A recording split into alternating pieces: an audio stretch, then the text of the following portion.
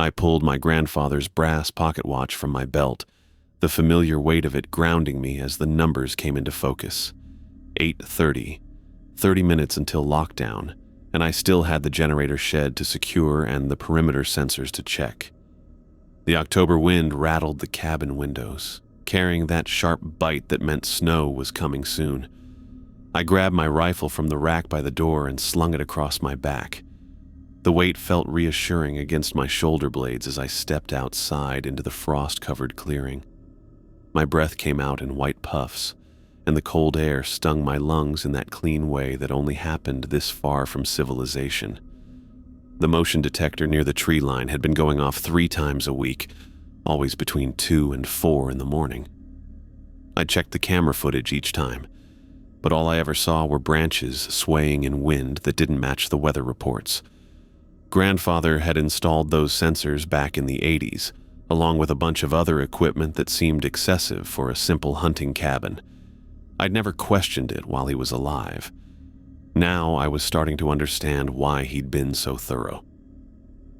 The generator shed sat about 50 yards from the main cabin, close enough to hear if something went wrong, but far enough that any fuel explosion wouldn't take out the house. As I approached, my boots crunching through the frost, something made me stop. The reinforced steel door looked wrong somehow. I stepped closer and felt my stomach drop. 5 parallel gouges ran down the door's surface, each one about an inch deep and perfectly spaced. They looked like claw marks, but they were too wide apart to be from any bear I'd ever seen. The spacing suggested something with hands the size of dinner plates. I pulled out my satellite phone and took pictures from 3 different angles, making sure to capture the depth and spacing of the marks. The phone's flash lit up the scratches, revealing metal shavings scattered on the ground below. Whatever had done this was strong enough to carve through reinforced steel. My hands moved automatically to the repair kit I kept in my jacket pocket. I'd learned to carry steel plating and industrial adhesive after finding similar damage to my equipment shed last month. As I worked, pressing the metal patch over the gouges, I tried not to think about what could have made marks that deep. The walk back to the cabin felt longer than usual. Every shadow between the trees seemed to shift when I wasn't looking directly at it. I kept my pace steady, fighting the urge to run. Grandfather had always said that running triggered something primal in predators, made them chase even when they hadn't planned to hunt. Near the porch steps, I spotted them. Footprints in the mud, clear as day in the beam of my flashlight. They looked human at first glance, about the right size for an adult male, with a normal heel-to-toe pattern. But when I crouched down for a closer look, my skin crawled. Each toe print had an extra joint. Not a deformity or injury, but a deliberate extra bend that would let the toes curl in ways human feet couldn't manage.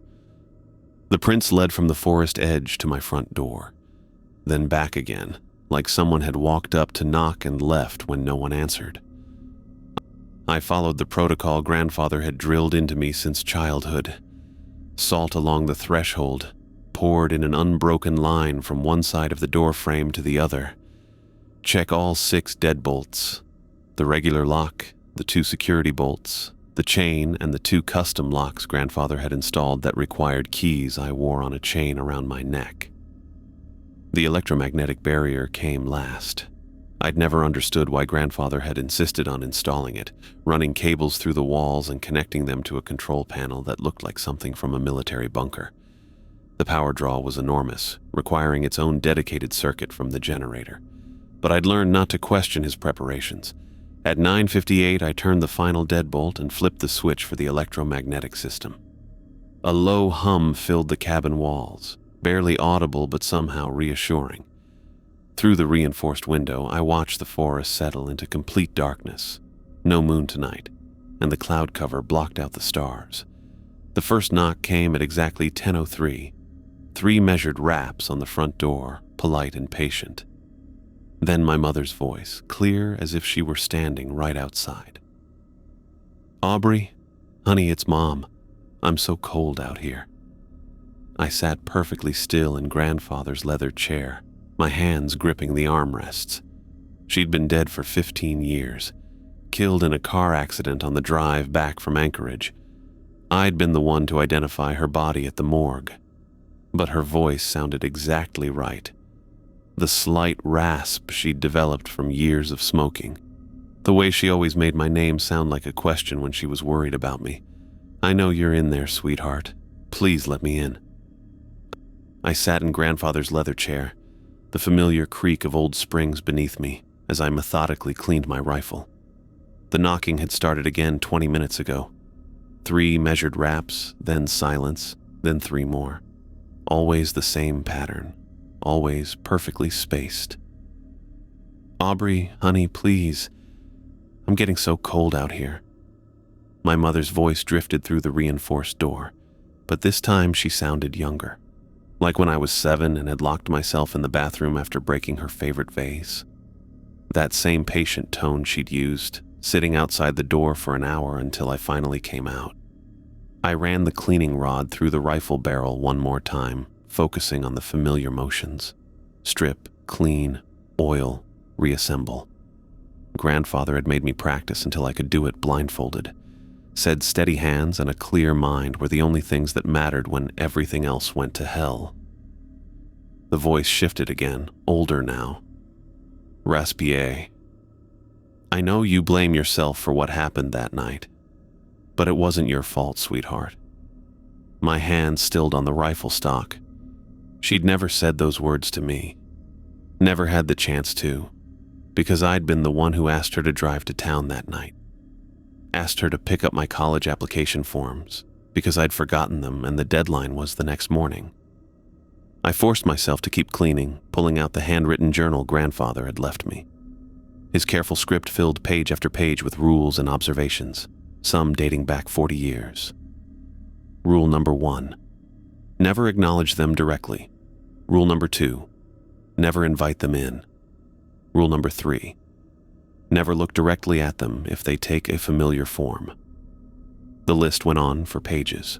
Specific protocols for different situations, detailed descriptions of behavioral patterns, notes about seasonal variations in activity.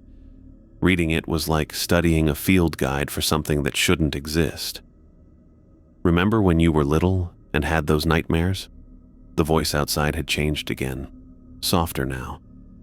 "I used to sing to you until you fell back asleep." She started humming, some lullaby I'd forgotten I even knew, but the melody pulled at something deep in my chest. My mother had sung that exact song, in that exact way, when thunder kept me awake during summer storms. I flipped to a page marked with a torn piece of newspaper. Grandfather's handwriting was shakier here, like he'd been writing in a hurry. They learn from each encounter. Voices become more accurate. Mannerisms improve. The mimicry gets better every time. The humming stopped. Then came a new sound, scratching at the door, like fingernails dragging across wood. But the scratches were too deep, too rhythmic. More like claws testing the strength of the barrier. At exactly 1 a.m., the house phone rang. The harsh electronic tone cut through the cabin's silence like a blade. I stared at the old rotary phone sitting on the kitchen counter, its black plastic gleaming in the lamplight. I'd disconnected that line 2 years ago after calling the phone company to complain about late-night calls. The technician had driven out personally to check, then called his supervisor. No phone lines ran to my property, never had, according to their records, but it kept ringing anyway. I counted each ring, the way Grandfather had taught me to count everything. 1, 2, 3. The sound echoed off the cabin walls, unnaturally loud in the small space. 7, 8, 9. Through the drawn blinds, shadows moved across the clearing. Not the random dance of branches in wind, but deliberate shapes that formed and dissolved like smoke. Sometimes they looked almost human. A shoulder here, the curve of a head there, before breaking apart into darkness. 15, 16, 17. The ringing stopped. My radio crackled to life, static washing through the speakers before a voice emerged. Clear as day, no distortion at all. Milk, bread, batteries, rifle ammunition, salt, My own voice, reading from the grocery list I'd written last week. Coffee, canned soup, propane, first aid supplies. I reached for the radio's power switch, but the voice continued. "Don't forget the salt, Aubrey. You're running low on salt." I yanked the power cord from the wall. The radio went silent, but my hands were shaking as I coiled the cord. How could it know about the salt? I'd written that list in my kitchen, alone, with every door locked and every window covered. The scratching at the front door had stopped. The sudden silence felt worse than the noise. I grabbed my emergency bag from beside the chair. Always packed, always ready, just like grandfather had taught me. Flashlight, extra ammunition, water, emergency rations, first aid kit. Everything I'd need if I had to leave fast or hole up somewhere safe. My bedroom door stood open at the end of the short hallway. I'd locked it before settling in the main room, same as I locked every interior door during lockdown. But now it hung wide, darkness spilling out into the hallway like spilled ink. I approached with my rifle ready, flashlight beam cutting through the shadows. The room looked normal at first glance. Bed made, dresser neat, everything in its place. Then I saw them. Muddy footprints led from my closet to my bed, dark soil ground into the hardwood floor. The prints were human-sized but wrong in that same way as the ones outside. Each toe mark showed that extra joint, that unnatural bend that made my skin crawl. But I'd been locked inside since 10 p.m. Every door secured, every window latched, the electromagnetic barrier humming through the walls. Nothing should have been able to get in. I backed out of the room and headed for the basement stairs. Grandfather's panic room waited below, reinforced concrete walls, independent air supply, enough food and water for a week. He'd built it during the Cold War, claiming it was for nuclear fallout. Now I understood its real purpose. The heavy steel door sealed behind me with a satisfying thunk. I turned on the battery-powered lights and felt some of the tension leave my shoulders. 6-inch concrete walls on all sides, steel door with multiple locks, no windows or vents that connected to the main house. Whatever was upstairs couldn't reach me here. That's when I saw the note. A piece of paper was taped to the inside of the door, right at eye level. Grandfather's handwriting, but the ink looked fresh. If you're reading this, they've gotten bolder. Check the hidden panel behind the water heater. My blood went cold. I'd been in this room dozens of times over the years, and that note had never been there. The tape wasn't yellowed with age. It looked like it had been applied yesterday. The water heater sat in the corner, a squat metal cylinder that provided hot water for the cabin above. I'd never paid much attention to it, but now I could see the outline of a panel in the concrete wall behind it. My fingers found the hidden catch, and the panel swung open on silent hinges. Inside was another journal, this one bound in cracked leather that felt ancient under my fingers. I opened it carefully, and grandfather's younger handwriting filled the first page. October 15th, 1987. The Lloyd woman broke rule number 3 today. Found her standing in her yard at dawn, staring at something in the tree line. When I called to her, she turned around, but her eyes were wrong. Too many pupils, like looking into a kaleidoscope. She spoke in her husband's voice, told me he was waiting for her in the forest. I tried to stop her, but she walked into the trees and didn't come back. I flipped through more pages, each entry more disturbing than the last. Detailed accounts of encounters with entities that could phase through solid matter after making eye contact with their victims. Descriptions of people who'd broken the rules and been replaced by something that wore their face but moved wrong, spoke wrong, existed wrong. The rules aren't just protection. One entry read, "They're the terms of an agreement. Break them, and the agreement is void. Break them, and they can do whatever they want." The final entry was dated just 3 days before grandfather's death. They're getting smarter, learning faster. The old rules might not be enough anymore. If something happens to me, if they find a way around the barriers, remember this. They can't cross running water. They can't enter consecrated ground, and they can't touch anything made of cold iron. But most important, never let them make you doubt what's real. That's how they get inside your head. That's how they replace you. I closed the journal and sat back against the concrete wall. Above me, something was moving through the cabin.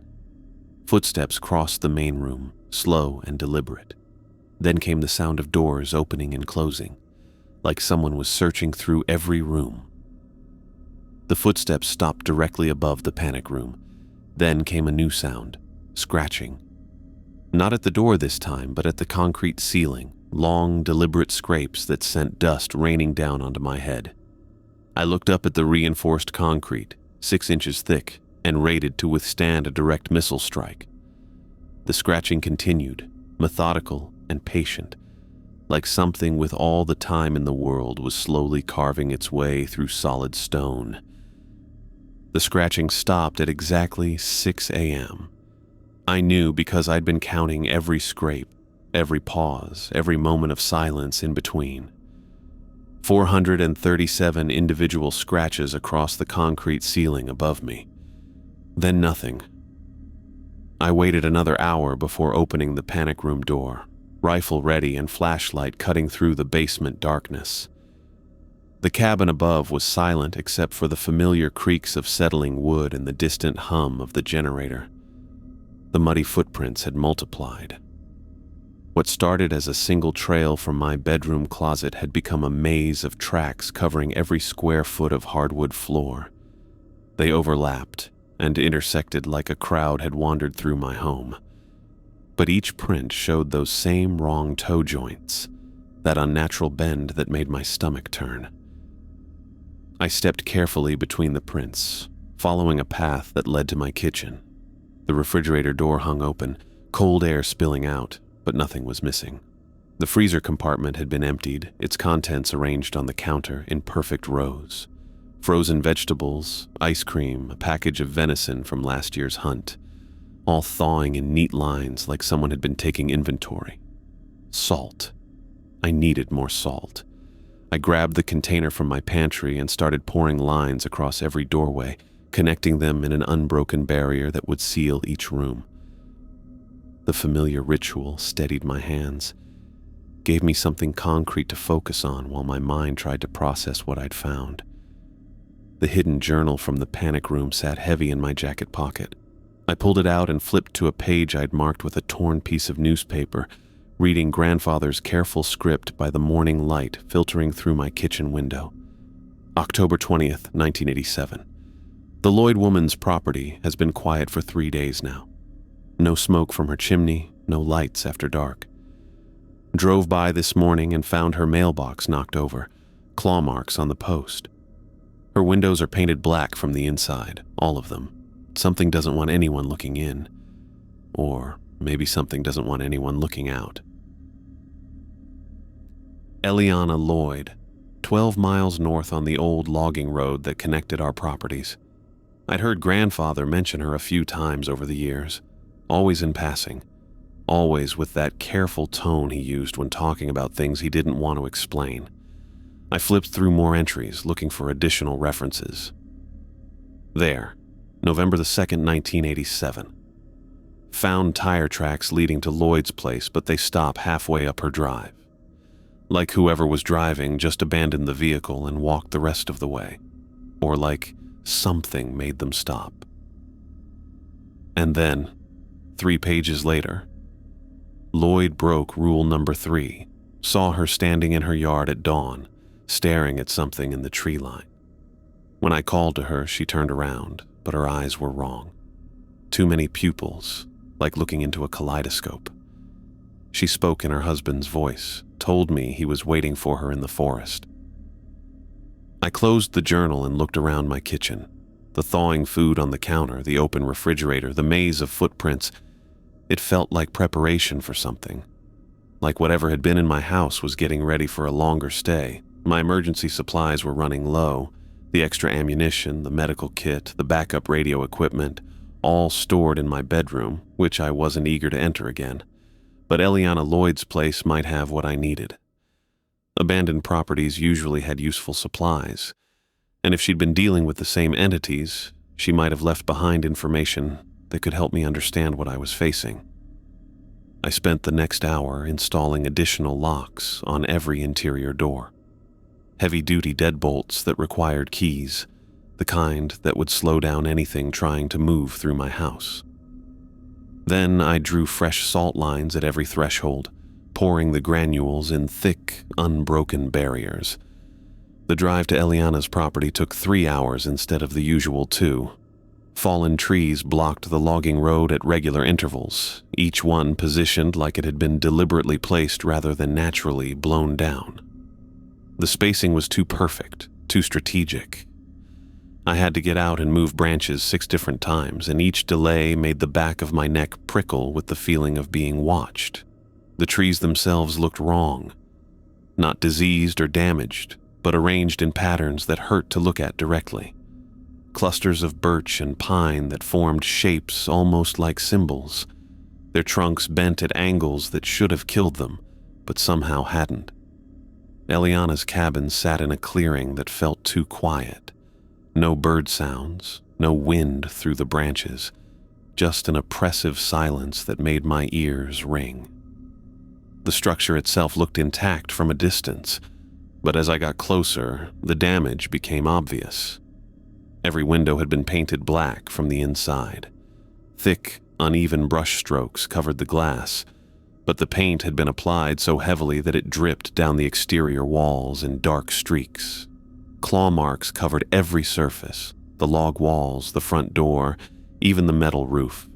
They were deeper than the ones I'd found on my generator shed, gouged so far into the wood that I could see the pale interior of the logs. I parked 50 yards away and approached on foot, rifle ready. The front door hung open, creaking slightly in a breeze I couldn't feel. Through the opening, I could see nothing but darkness. My flashlight beam cut through the interior gloom, revealing a scene that made me stop breathing for a moment. Photographs covered every wall, hundreds of them tacked up in overlapping layers, all black and white, all showing the same forest clearing from different angles and times of day. But in the center of each photograph was a dark shape that seemed to shift when I wasn't looking directly at it. My eyes wanted to slide away from it, like trying to focus on something in peripheral vision.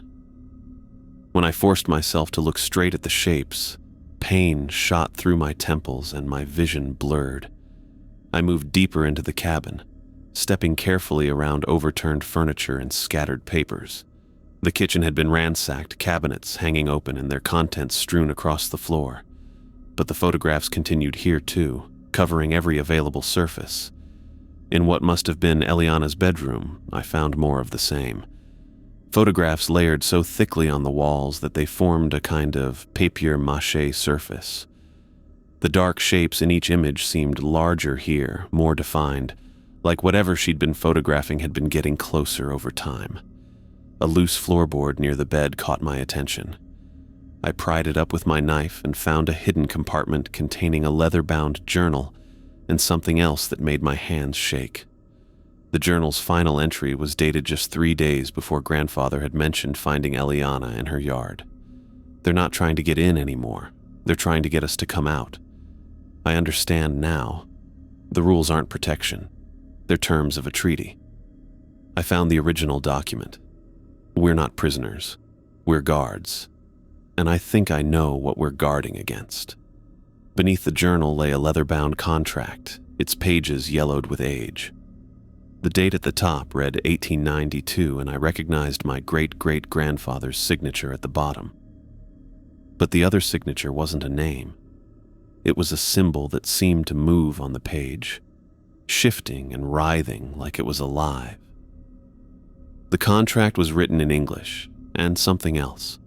Symbols that looked like ancient wedge-shaped marks pressed into clay. I couldn't read the strange writing, but the English portions were clear enough to make my blood run cold. This wasn't just an agreement about land use. It was something much older, much more binding, and according to the terms laid out in careful legal language, My family had been bound to this place for over a century. I photographed every page with my phone, making sure to capture both the English text and the strange symbols. Outside, the silence had deepened, and through the painted windows, I could see that the afternoon light was fading faster than it should have been. Time to go. But as I headed for the door, something made me stop and look back at the photographs one more time. In the growing darkness, the shapes in the images seemed clearer, more defined. And in the most recent photos, the ones tacked over all the others, I could see something that made my knees weak. The dark shape wasn't alone anymore. There were others gathering around it, dozens of them, all facing the camera, all facing Eliana's cabin, all facing me. I stared at the contract spread across Eliana's kitchen table, my phone's camera flash illuminating pages that shouldn't exist. The English text was clear enough, an agreement between my great-great-grandfather and something that had signed with a symbol instead of a name. But those wedge-shaped marks scattered throughout the document looked like they'd been carved into clay tablets thousands of years ago, then somehow transferred to paper. The terms were laid out in careful legal language that made my skin crawl.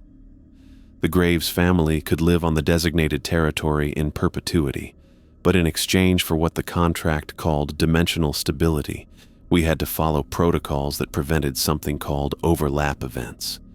Never acknowledge the entities directly, never invite them in, never look at them when they took familiar forms. We weren't prisoners. We were guards.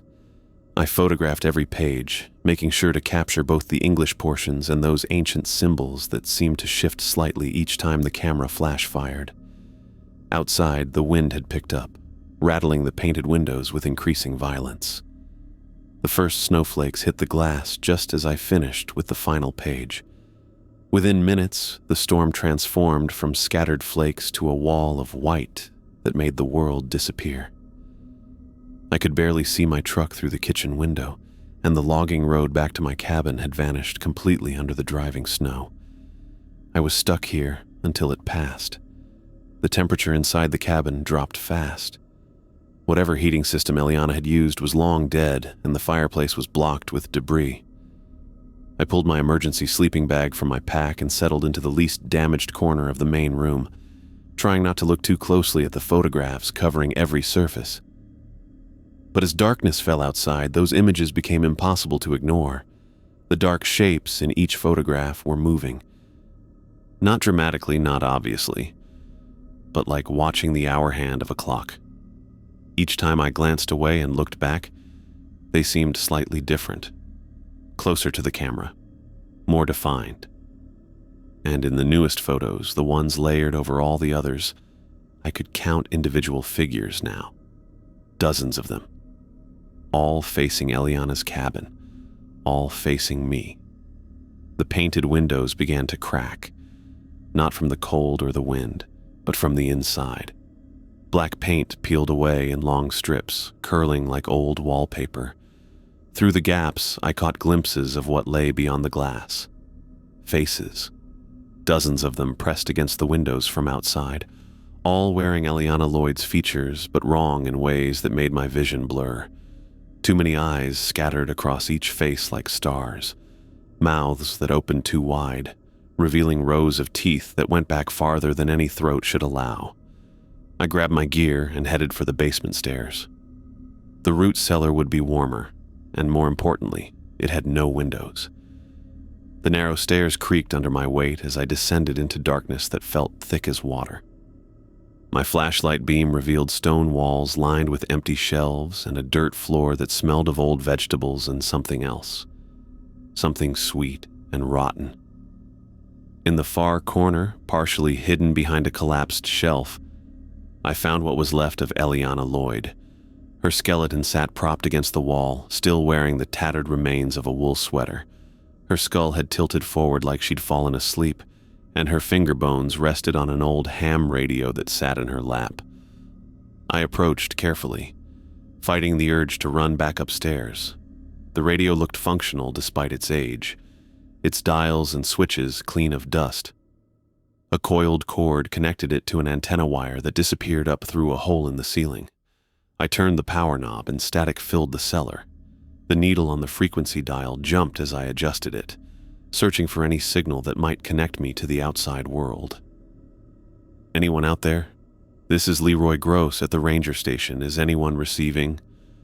The voice came through clear as day, no static or interference. I grabbed the microphone with shaking hands. "This is Aubrey Graves. I'm stranded at the Lloyd property during a snowstorm. Can you assist?" "Aubrey, good to hear from you, son. Your grandfather mentioned you might be checking on the old Lloyd place. How are you holding up out there?" Something cold settled in my stomach. "My grandfather's been dead for 2 months. A pause. Then that same friendly voice, unchanged. "Of course, my mistake. Time gets away from me out here. But he did mention you before he passed. Said you were a good kid, always asking questions about the old days.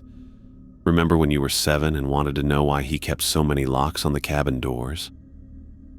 I'd never told anyone about that conversation. It had happened in my grandfather's workshop, just the two of us, while he taught me to clean rifle parts. I'd asked about the locks, and he'd said some doors were meant to keep things out, others were meant to keep things in. Who is this really? Just a concerned ranger, Aubrey. Your grandfather and I went way back. He used to tell me stories about your family, about how your great-great-grandfather was quite the businessman. Made some interesting deals in his time. The radio crackled, and when the voice returned, it sounded different, older, ruspier. He told me about the night your mother died too. How you blamed yourself for asking her to drive to town. How you still wake up sometimes thinking you hear her car in the driveway. My hands were shaking so hard I nearly dropped the microphone. Those were thoughts I'd never spoken aloud. Memories I'd kept buried for 15 years. Stop. But she's not angry with you, Aubrey. She understands. We all understand. That's why we're offering you a choice. The voice coming through the radio wasn't Leroy anymore. It was my grandfather speaking in that patient tone he'd used when teaching me important lessons. The contract your great-great-grandfather signed is void now. I broke the terms 3 days before I died, you see. Tried to photograph them, just like the Lloyd woman did. Curiosity always was a family weakness. Above me, something was moving through the cabin. Heavy footsteps crossed the floor, accompanied by the sound of furniture being dragged around. Then came voices, dozens of them, all talking at once in a low murmur that sounded like a crowd having conversations I couldn't quite make out.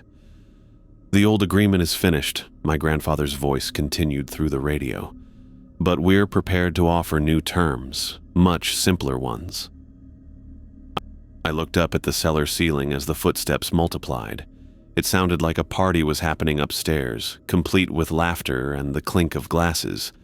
But underneath the cheerful sounds, I could hear something else. Scratching, like claws dragging across wood.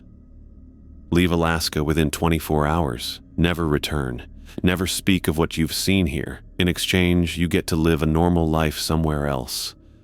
Find a nice girl. Settle down. Have kids who'll never need to know about any of this." The scratching above grew louder, more insistent. Dust rained down from the ceiling as something carved deep grooves in the floorboards. "What's the alternative?" My grandfather's laugh came through the radio, warm and familiar. "You stay and become part of the forest, like all the others who broke the rules, like Eliana, like me." I looked at the skeleton in the corner, at the way her finger bones still rested on the radio controls. How long had she sat here, talking to voices that knew too much, promised too much? "You have until dawn to decide," the voice said. "But I should mention, you might want to look outside." I climbed the cellar stairs and peered through one of the cracks in the painted windows. The storm was still raging, but the snow wasn't white anymore. It was made of tiny, moving shapes. Thousands of them, swirling and dancing in the wind like living confetti. As they hit the ground, they didn't melt or accumulate. They crawled, spreading across the clearing in a writhing carpet that pulsed with its own rhythm. I backed away from the window and returned to the cellar, where Eliana's radio was crackling with static again. I adjusted the frequency and found another signal. "Aubrey, this is Ernest Butler from the property management company. I have some urgent news about your grandfather's estate." The voice was professional, businesslike, exactly how Ernest had sounded during our previous conversations, but he was calling on a ham radio in the middle of a supernatural snowstorm, which seemed unlikely for a property manager. "The sale went through faster than expected. The new owners will take possession tomorrow morning. I'm afraid you'll need to vacate the premises immediately." "What sale? My grandfather never sold the land." "I have the paperwork right here, Mr. Graves. Signed and notarized 3 days before your grandfather's death.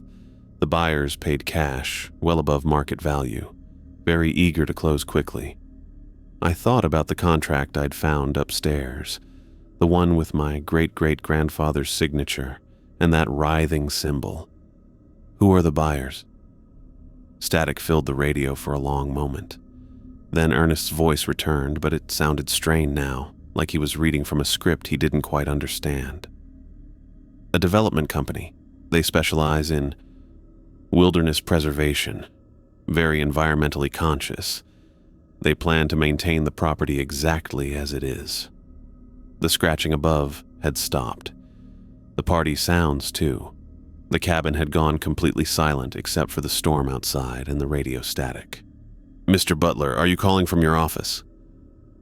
"Of course, where else would I be? It's past midnight, and you're somehow reaching me on a ham radio." Another long pause. When Ernest's voice returned, it was different, flatter, like someone doing a bad impression. "I work very late hours, Mr. Graves. The real estate business never sleeps." I turned off the radio and sat back against the stone wall.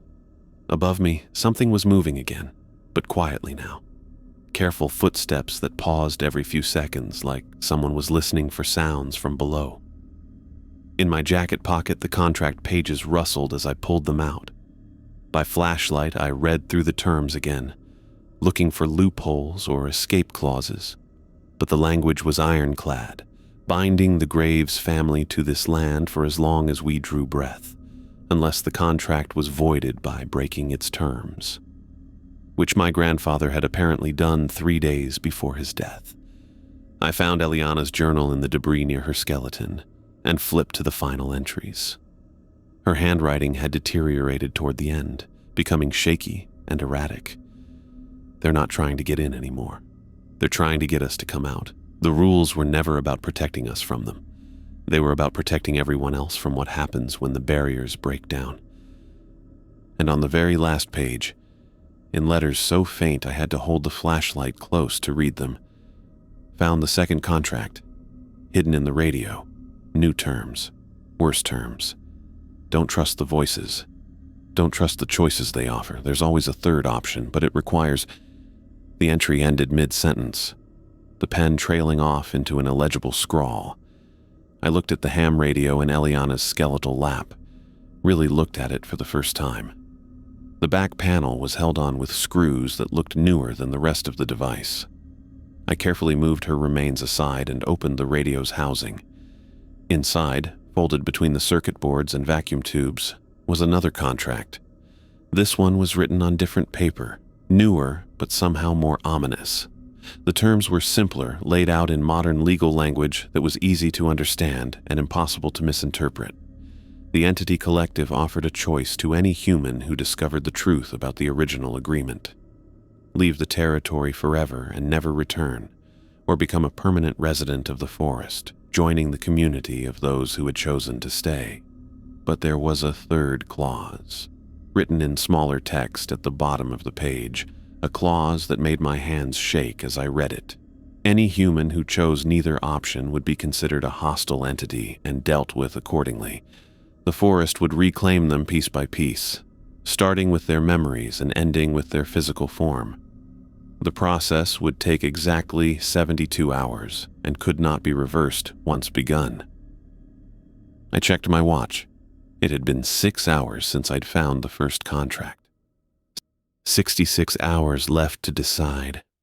Outside, the storm was getting worse, and through the cellar's air vent, I could see that the crawling snow had reached the cabin's foundation. Soon, it would find a way inside. I folded the second contract and put it in my pocket next to the first one. 2 agreements, 2 sets of terms, both offering choices that weren't really choices at all. But Eliana had been right about one thing. There was always a third option. I just had to figure out what it was before the snow found me.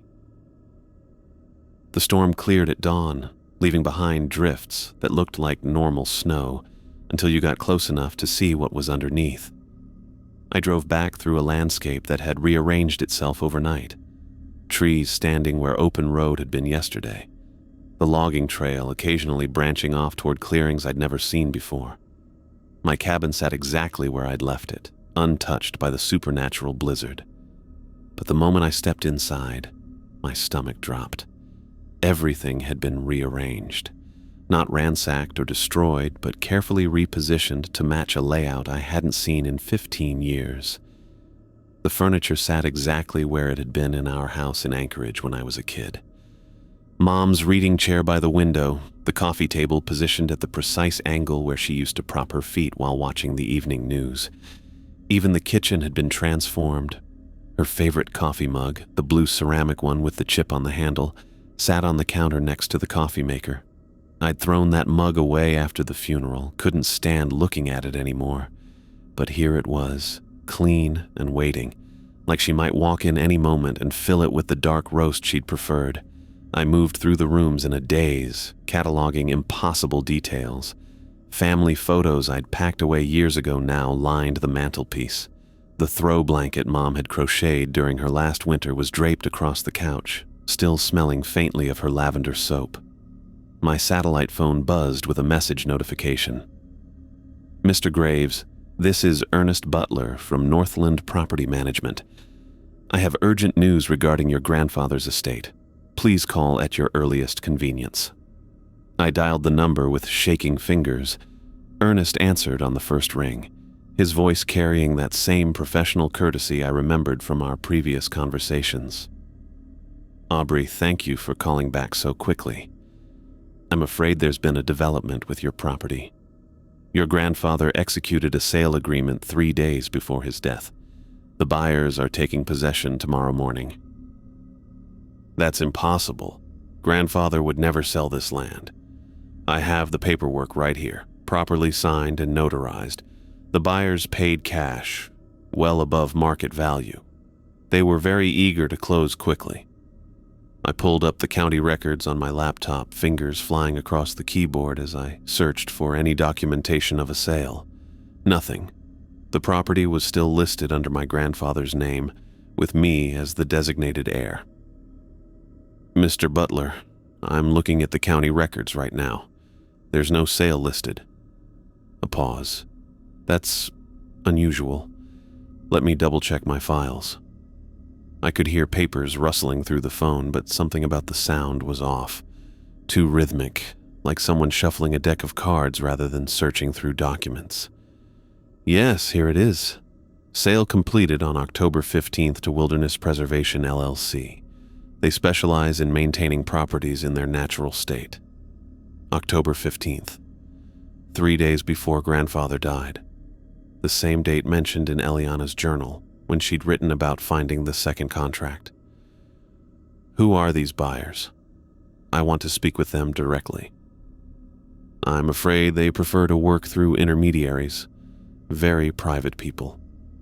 But they've assured me the property will be maintained exactly as your grandfather left it." The line went dead. I tried calling back, but the number went straight to a recording saying it had been disconnected. I searched online for Northland Property Management and found a professional website with Ernest's photo and contact information, but when I called the main office number, a confused receptionist told me no one named Ernest Butler had ever worked there. The entities had learned to manipulate digital records. I walked back to the kitchen and stared at my mother's coffee mug. The blue ceramic felt real under my fingers, solid and familiar. But when I lifted it, I could see through the bottom to the counter below. A perfect illusion that fell apart under close examination. 6 hours. That's what the voice on the radio had given me. 6 hours to decide between leaving forever or becoming another cautionary tale like Eliana Lloyd. I started packing essential items into my emergency bag. Ammunition, first aid supplies, the contracts I'd found at Eliana's place. As I worked, I tried to think through my options logically, the way Grandfather had taught me to approach any problem. Option 1. Leave Alaska and never return. Start over somewhere else, find a normal life, pretend none of this had ever happened. But that meant abandoning land my family had protected for over a century, breaking a chain of guardianship that stretched back to my great-great-grandfather. Option 2. Stay and fight. Try to maintain the old agreements through force or negotiation. But the contracts were already void, the rules already broken. I'd be facing entities that had been learning and adapting for decades, growing stronger while I remained just one man with a rifle and a stubborn streak. I was cleaning my grandfather's hunting rifle when I found it. The stock had always felt slightly loose, but I'd never bothered to investigate. Now, working by feel, I found a hidden compartment that opened when I pressed a specific spot near the trigger guard. Inside was a folded piece of paper covered in Grandfather's careful handwriting. If you're reading this, then everything has gone wrong and you're facing the same choice they offered me. Don't trust their options. The treaty was never about protecting us from them, but protecting them from what lies deeper in the forest. We're not prisoners. We're guards, and if we leave, nothing stops it from waking. The stone structure in the deepest part of the woods is older than any human settlement in Alaska. The entities know what's sealed inside, and they know the consequences if it ever gets out. That's why they've honored the agreements for so long, why they've played by the rules even when it would be easier to simply eliminate us. But something has changed. They're getting desperate, offering choices they've never offered before. Something is stirring in the deep places, and they need us gone before it fully awakens. Don't let them trick you into thinking you only have 2 options. There's always a third choice, but it requires understanding what we really are. We're not just guardians of this land, we're the last line of defense between 2 kinds of darkness. The key is in the original contract. Look at the symbols again. Really look. I pulled out the ancient document and spread it across the kitchen table. The wedge-shaped marks scattered throughout the text seemed to shift in the lamplight, but this time I forced myself to focus on them instead of looking away. Gradually, patterns emerged. The symbols weren't random decorations, they were a map. A detailed layout of the forest, showing landmarks I recognized and others I'd never seen. And at the center, marked with a symbol that seemed to pulse with its own dark light, was a structure deep in the woods. The same structure Grandfather had mentioned in his hidden message. Through the kitchen window, I could see dust clouds rising from the logging road. Vehicles approaching fast, still miles away but closing the distance. The new owners, coming to claim their property. I had maybe 20 minutes before they arrived. I grabbed my emergency pack and the rifle, then paused at the kitchen counter. My mother's coffee mug sat there, translucent and impossible, a perfect representation of everything I was about to leave behind. The normal life I'd never really had, the family I'd lost, the simple existence I'd always thought I wanted. I picked up the mug and hurled it against the wall. It shattered into fragments that dissolved before they hit the floor, leaving nothing but empty air and the faint scent of lavender. Then I walked outside and set fire to both contracts. The ancient paper burned with flames that were too bright, too hot, casting shadows that moved independently of the fire. As the last fragments crumbled to ash, I felt something shift in the forest around me. A tension that had been building for days suddenly released, like a held breath finally exhaling. The entities emerged from the tree line, dozens of them, wearing faces I recognized and others I didn't. My mother, my grandfather, Eliana Lloyd, even Ernest Butler from the property management company. They moved with that same wrong gait I'd observed before, but there was no hostility in their approach now. They were waiting. I shouldered my pack and walked toward the forest. The entities parted before me like a curtain, creating a clear path between the trees. No one spoke, but I could feel their attention, their collective focus on something deeper in the woods. The path led through terrain I'd never explored, past landmarks that didn't appear on any map. Ancient trees with trunks wider than my cabin, clearings where the grass grew in perfect geometric patterns, streams that flowed uphill without any apparent source, and finally, in the deepest part of the forest where the canopy blocked out the sun completely, I found it. A stone structure that predated any human settlement in Alaska. Maybe predated human civilization entirely. The walls were covered in the same symbols I'd seen on the contracts, but these were carved deep into the rock and filled with a substance that looked like crystallized shadow. The door was sealed with metal bands that had turned green with age, each one inscribed with symbols that hurt to look at directly. But I could see where the seals had been weakening, where something inside had been testing the boundaries of its prison. The entities surrounded me in a loose circle, no longer wearing familiar faces. In the deep forest shadows, their true forms were visible, tall, angular shapes that seemed to be made of darkness and starlight, beautiful and terrible in ways that made my eyes water. One of them stepped forward, and when it spoke, its voice was like wind through autumn leaves. "You understand now?" I nodded, looking up at the sealed door. "How long has it been in there?" "Since before your species learned to make fire. Since before the ice came and went. We have been its guardians for millennia, but we cannot maintain the seals alone. We need human will, human choice, human sacrifice to keep the bindings strong. And if it gets out?" The entity gestured toward the stone structure, and for a moment I could see through the walls to what lay beyond. Something vast and hungry. Something that had been dreaming of freedom for longer than human history. Something that would make the entities look like harmless shadows by comparison. Your world ends. Not quickly, not cleanly, but piece by piece, memory by memory, until nothing remains but hunger and darkness.